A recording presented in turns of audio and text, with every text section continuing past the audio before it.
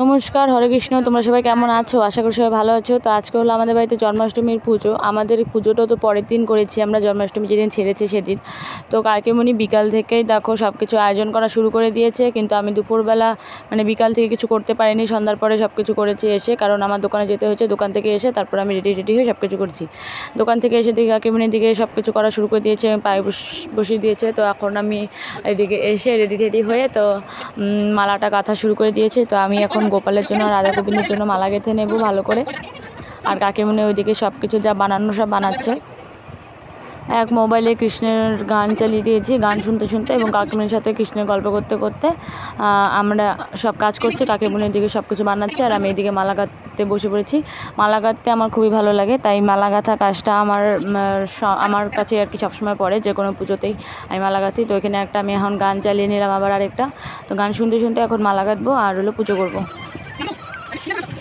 মোবাইলের গানের সাথে সাথে আমিও এখন একটু গান করে নিচ্ছি। দেখো আমার মালা গাঁথা কমপ্লিট হয়ে গেছে, আর আমার ঠাকুর ঘরটাকে আমি একটু সিংহাসনটাকে একটু বেলুন দিয়ে সাজিয়েছি, সেটাও তোমাদেরকে এখন দেখিয়ে দিচ্ছি। তোমরা কমেন্টে সবাই বলো কেমন হয়েছে।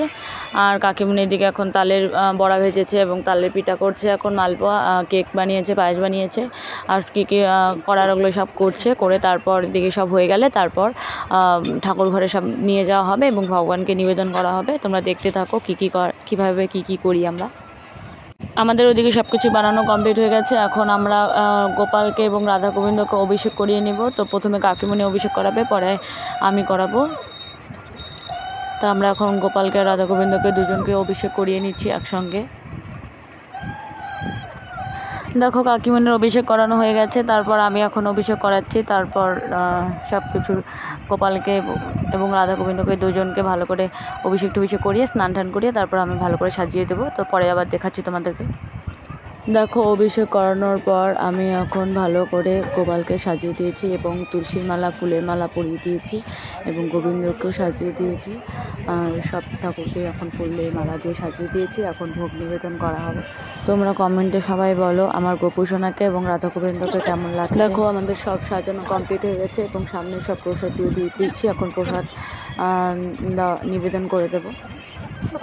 তোমরা বাড়িতে কে কীভাবে গোপুসোনাকে পুজো করো তোমরা একটু কমেন্টে সবাই বলো। আর আমাদের কি কিছু ভুল হয়েছে নাকি সেটাও তোমরা বলো কমেন্টে।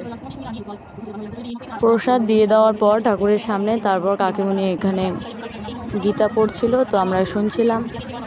তারপরে আরতি হবে, কীর্তন করছিলাম আমরা সবাই মিলে। তারপর আরতি করে তারপরে পুজো শেষ হবে। দেখো আমাদের আরতি শুরু হয়ে গেছে, কাকিমণি আরতি করছে আর আমি, মা, গীতা সবাই মিলে কীর্তন করছিলাম এবং পুজো করে দিচ্ছিলাম। সব কিছু সবাই মিলেই আর কি করছিলাম। গোপুসোনার আরতি দর্শন করো তোমরা সবাই মিলে। দেখো আমি এখানে কিন্তু ভিডিওটা স্পিড করে দিয়েছি, দেখে এরকম লাগছে। আমি একটু বসে বসে আরতি করে নিচ্ছিলাম পঞ্চবদ্বীপটা দিয়ে।